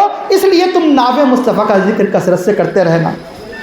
یہ کون نصیحت فرما رہے ہیں؟ آدم علیہ السلام شیس علیہ السلام کو نصیحت فرما رہے ہیں۔ اب کیونکہ یہ نام مصطفیٰ صلی اللہ علیہ وسلم کی اتنا بڑا مضمون ہے کہ اس کا بھی تو ہم تو آدم علیہ السلام تک ہی آئے ہیں، اس لیے میں زیادہ وقت نہیں لوں گا اور چند باتیں عرض کر کے ختم کر رہا ہوں۔ اب اللہ حضرت آدم علیہ السلام ہی پر ہم بات ختم کر دیں گے۔ آدم علیہ السلام آنے کے بعد دیکھا کہ یہ ایک تسبیح کی آواز سن رہے ہیں، کہاں؟ پیشانی میں۔ اے اللہ، یہ تسبیح کی آواز کہاں سے آ رہی ہے؟ کیا ہے یہ؟ تمہارے فرزند کہ سیدنا محمد صلی اللہ علیہ وسلم کی تسبیح کی آواز ہے، جو تمہارے صلب میں جن کا نور رکھ دیا گیا، تمہارے صلب میں جو نور رکھ دیا گیا۔ فرشتے آگے چل رہے ہیں، پیچھے چل رہے ہیں۔ اے اللہ، آخر یہ فرشتے میرے ساتھ کیوں چل پھر رہے ہیں؟ اس نور کی وجہ سے جو تمہارے صلب میں رکھ دیا گیا۔ بتایا گیا کہ صلب میں یعنی مطلب کہ انسانوں کی جو ذریت صلب میں رکھی جاتی ہے، صلب میں جو نور رکھا گیا، اس نور کی روشنی کا یہ عالم ہے کہ پیشانی سے چمکتا تھا، اس لیے فرشتے مشاہدہ کرتے تھے۔ تو آدم علیہ السلام نے فرمایا، اے یا رب العالمین، یہ نور تو میرے پیشانی میں تو چمکا دیا۔ آدم علیہ السلام آتے سب چیزیں مل گئے، ارے محنت کرنا پڑا بھائی، روٹی وغیرہ خود بخود ثابت زمین سے نکلی۔ جبرائیل علیہ السلام نے بتایا کہ دیکھو ابھی حضرت حوا علیہ السلام تو کئی سو سال کے بعد مل رہے ہیں، حوا علیہ السلام کہاں ہے پتہ بھی نہیں تھا کہاں ہے، اب جو سب سکھا رہے ہیں اس طرح روٹی بناؤ، اس طرح ایسا کرو، پورا اس طرح مطلب ہے کہ زمین سے حاصل کرو، آئینہ میں مل جائیں گے آتے خود نور کو بھی نہیں، اب نہیں آئینے میں دیکھ سکتے ہیں۔ ارے آئینہ تو بعد میں بنا، آدم علیہ السلام آئینہ سب پزاری دنیا جنت سے ساری چیزیں دے کر نہیں بھیجی گئی، محنت کرو حاصل کرو، یہ زمین یہ محنت کرنے کی جگہ ہے۔ اب دنیا مزرعۃ الآخرۃ، دنیا آخرت کی کھیتی ہے، یہاں جو بوؤ گے وہاں وہ کاٹو گے، یہاں جو بوئیں گے ایسا نہیں کہ آپ درخت بوئے ہیں نیبو کے، دعا کریں اللہ اسے میٹھے میٹھے آم لگا دینا، ہمارے یہی عالم ہے، کامیں طے کر رہے ہیں، دعا کر رہے ہیں کہ ایسا ہو جانا ویسا ہو جانا، ایسا ہی ایک نیمبو کے پورے بیج بھیج کر رہا کہ میٹھے میٹھے آم لگا دے، میٹھے میٹھے سیب لگا دے، جو بوئیں گے وہ کاٹیں گے۔ تو چنانچہ اب آدم علیہ السلام کو سب چیزیں تو ایک ہی ساتھ نہیں ملی، اللہ کا شکر ہے کہ ان کے صدقے میں سب مل رہے ہیں آپ کو۔ آئینہ اپنے آئینے میں، آئینہ بھی نہیں تھا جب، آئینہ تو بعد میں بنایا گیا۔ تو کہنے لگے یا رب العالمین یہ فرشتے پورے اس نور کی دیدار سے محظوظ ہو رہے ہیں، لطف اٹھا رہے ہیں، انجوائے کر رہے ہیں، آخر میں کیوں محروم، مجھے بھی تو بتا دے۔ خود آپ اپنا چہرہ دیکھ سکتے، ارے ساری کائنات کو جی آنکھوں سے دیکھ رہے ہیں، وہ آنکھوں کو نہیں دیکھ، ارے آئینے میں آنکھ چلے گی آپ کی، چہرہ چلا گیا، آئینے میں آنکھ گئی نہ چہرہ چلا گیا، ایک ذریعہ ہے جو دیکھ رہے ہیں آپ، ورنہ آپ بغیر آئینے کے اپنے چہرے کو دیکھ سکتے، اپنی آنکھ کو دیکھ سکتے۔ لہٰذا کیا ہونا پڑے گا آپ کو آنکھ کو دیکھنے کے لیے، چہرے کو دیکھنے کے لیے آئینہ ہونا، اللہ کے انوار کو دیکھنے کے لیے کون ہونا، انبیاء اولیاء ہونا۔ جیسے ہمارا چہرہ چمک پڑتا ہے تو انبیاء اولیاء کے انوار میں رب کے نور کو دیکھیں گے، رب کی تجلیات کو دیکھیں گے۔ تو اے رب العالمین مجھے بھی وہ نور بتا دے۔ ٹھیک ہے اے آدم تم اپنے انگوٹھے کے ناخن کو دیکھو، یہ ناخن بتایا گیا یہ جنت کی ایک نشانی رہ گئی۔ اب بولے چمکدار جنت ایسی ہے، جب حجر اسود لایا گیا تو کیسا تھا، ایسا چمکدار۔ جو حدود حرم آپ نے سنا نا، حدود حرم کیوں ایک کہیں 3 میل پر، کہیں 5 میل پر، کہیں 10 میل پر، آخر ایسا کیوں ہے؟ زمین ایک جیسی نہیں، پتیلی زمین، اونچی نیچی۔ جب وہ پتھر لایا گیا جنت کا چمکدار تھا، جہاں تک روشنی پڑی وہ حدود حرم قرار دے دیے گئے۔ جہاں کہیں 10 میل تک پڑی مسطح تھی، 10 میل تک حدود حرم، کہیں 3 میل تھی، اس لیے مسجد عائشہ سب سے زیادہ قریب وہاں تک پڑی تھی، اس لیے ورنہ آپ کو اتنی دور جانا پڑتا جہاں کیوں وہ حجر اسود جہاں تک چمکا وہاں تک حدود حرم قرار دے دیے گئے۔ تو چنانچہ اب یعنی مطلب یہ کہ اب یہ جو آنے کے بعد جنت سے اس کی نشانی رکھ دی گئی، لیکن وہ نور باقی نہیں رہا۔ تو چنانچہ اس انگوٹھے میں تم دیکھو، جو ہی انگوٹھا دیکھا تو نور مصطفیٰ صلی اللہ علیہ وسلم ان کے انگوٹھے میں ظاہر ہو گیا۔ آپ نے کیا کیا، اس کو فوراً چوم لیا، اس کو آنکھوں بوسہ دیکھ چوم کر اپنے آنکھوں پر لگا لیا۔ یہ کس کی سنت ہے؟ سنت آدم علیہ السلام۔ اگر سنت آدم ہی رہتی تو آج کہنے والے کہتے ہم تو شریعت مصطفیٰ پہ چلنے والے ہیں، سنت آدم سنت ابراہیم سے منسوخ ہو گئی۔ عظمتیں منسوخ نہیں ہوتی، احکام منسوخ ہوتے ہیں۔ اللہ اس کے رسول کی محبتوں کے احکام منسوخ نہیں ہوتے، آخرت کے بارے میں منسوخ نہیں ہوتے۔ نسخ کیا ہوتا ہے؟ نسخ صرف احکام کا ہوتا ہے۔ ہمیشہ اللہ اس کے رسول کے صفات، ہمیشہ آخرت کے امور، جنت و دوزخ کے بارے میں یہ نسخ نہیں ہوتا۔ نسخ کا ہوتا ہے احکام۔ نماز بنی اسرائیل میں پڑھنے کے طریقے الگ، ہماری امت میں پڑھنے کے طریقے الگ۔ زکوٰۃ کا پرسنٹیج ہماری امت میں الگ، نبی اللہ کے نبی کی امت میں الگ، موسیٰ علیہ السلام کی امت میں زکوٰۃ کا پرسنٹیج الگ۔ وہاں کتنا دینا ہے؟ 100 روپے میں 25 روپے۔ ہم کتنا دینا ہے 100 روپے میں 2.5 روپے۔ احکام میں نسخ ہوتا ہے، عظمتوں میں نہیں۔ تو پھر ٹھیک ہے، آئیے اب آئیے اس شریعت میں، اس شریعت میں اس عمل کو محمود، یہ سب سے پہلے کس کی سنت ہے؟ حضرت ابوبکر صدیق رضی اللہ عنہ کی سنت۔ جب اشہد ان محمد صلی اللہ سنتے ہیں تو آپ نے سنا، کیا سنا؟ آدم علیہ السلام نے اپنے انگوٹھے کو بوسہ دیا تو آنکھوں کو لگا لیا، تو چنانچہ اللہ کے حبیب صلی اللہ علیہ وسلم نے حضرت ابوبکر صدیق کو دیکھا کہ جب اشہد ان محمد رسول اللہ سنتے ہی انہوں نے اپنے دونوں انگوٹھوں کو بوسہ دے کر آنکھوں سے لگا لیا، فرمایا جو میرے اس صدیق کی طرح عمل کرے گا میں اسے جنت میں لے جاؤں گا۔ یہ دائلمی فی الفردوس میں روایت ہے، میرے صدیق کی طرح جو عمل کرے گا میں اسے جنت میں لے جاؤں۔ اب یہاں آدم علیہ السلام کی سنت اور کس کی سنت؟ حضرت ابوبکر صدیق۔ اور بھی روایتیں ہیں لیکن وہی معاملہ ہوا کیا ضعیف؟ ہاں اس کے بارے میں بہت سے علماء نے اس میں شک نہیں، ضعیف قرار دیا اس روایت۔ اور بھی روایتیں ہیں لیکن آپ نے سن لیا ضعیف روایت حدیث ہی ہوتی ہے، غلط نہیں ہوتی. پھر ضعیف کو پھر حدیث ہوتی تو پھر کیا فائدہ سن لیجئے.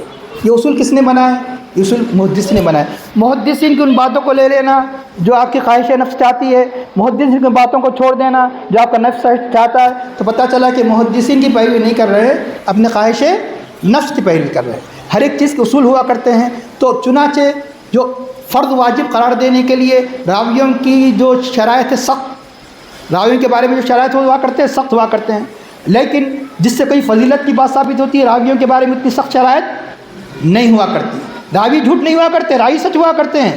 لیکن راویوں کے بارے میں جو شرائط ہوا کرتے ہیں وہ مثال کے طور پر اگر ایک گھوڑا ہے نہیں آ رہا ہے، اسے آپ ٹوکرا بتائے آیا، ٹوکرے میں کچھ نہیں تھا. اب وہ محدث گرچہ کے جھوٹے نہیں ہوں گے، وہ محدث جھوٹے نہیں ہوں گے، لیکن اس کے عمل کی وجہ سے ان کی روایت میں ضعف آ جائے گا. کیوں؟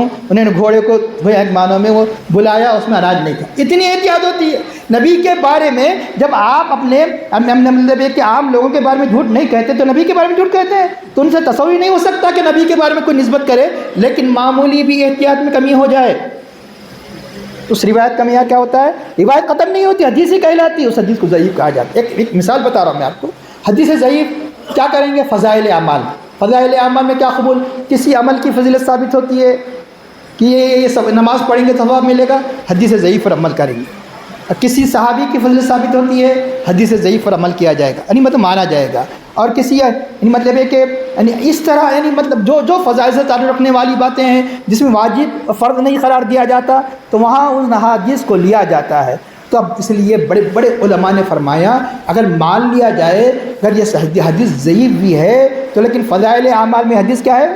قابل قبول. میں نہیں، بڑے بڑے علامہ الدہر ملا علی قاری، حضرت علامہ طحطاوی جیسے بڑے بڑے محدثین کہتے ہیں کہ اس حدیث کو اگر ضعیف بھی ہے تو لائق عمل ہے کیونکہ فضائل اعمال ہے، فرض واجب نہیں. ہم بھی نہیں کہتے کہ کوئی لا الہ الا اللہ پڑھے اور انگوٹھا چومنا ہے فرض واجب ہے، لیکن جو چومے گا وہ مالا مال ہو جائے گا. کس سے مالا مال ہو جائے گا؟ حبیب کی محبت سے. جو چومے گا تو یقیناً فضیلت سے حاصل ہو جائے گی. تو اب یہاں ایک اور یہی نہیں بلکہ فقہائے کرام کی ایک بات کو لینا دوسری بات کو نہ لینا یہ بھی خواہش نفس کی اتباع ہے. ایک آخری میں آپ اختتام کی طرف آ رہا ہوں کہ فقہ حنفی کی اتنی مشہور کتاب ہے جس کے بغیر کوئی مفتی نہیں بنتا، اس کے بغیر کوئی مفتی نہیں بنتا. وہ کون سی کتاب ہے؟ رد المحتار. اس کو کیا اور دوسرا نام اس کا کیا کہا جاتا ہے کہ اس کو کہتے شامی فتاوا میں شامی میں ہے. کیا مطلب؟ رد المحتار شامی ایک ہی بات. تو اس میں ازاکت کے جواب کا طریقہ پڑھ لیجیے. یہی ایک رد المحتار نہیں، طحطاوی یہ بھی بہت فتاوی کی فقہ کی بہت مشہور کتاب ہے. علامہ طحطاوی نے بھی یہی لکھا ہے اور رد المحتار بھی یہی لکھا ہے. اپنے آپ کو حنفی کہتے ہو پھر بھی عمل نہیں کرتے تو پتہ چلا خواہش نفس کی اتباع کر رہے. تو جب اذان پر پورے آپ جواب بتایا کہ اللہ اکبر جب پڑھا جائے تو اللہ اکبر کہا جائے. اشہد اللہ الہ الا اللہ اشہد اللہ الہ اگر مؤذن کہتا ہے تو اشہد اللہ لا الہ الا اللہ کہے. تو اس کے بعد جب اشہد ان محمد رسول اللہ جب مؤذن پہلی کلمہ شہادت کو پڑھے گا تو آپ کہیں گے کہ صلی اللہ علیہ یا رسول اللہ. اگر آپ کے کلمہ یاد نہیں ہے تو صلی اللہ علیہ وسلم.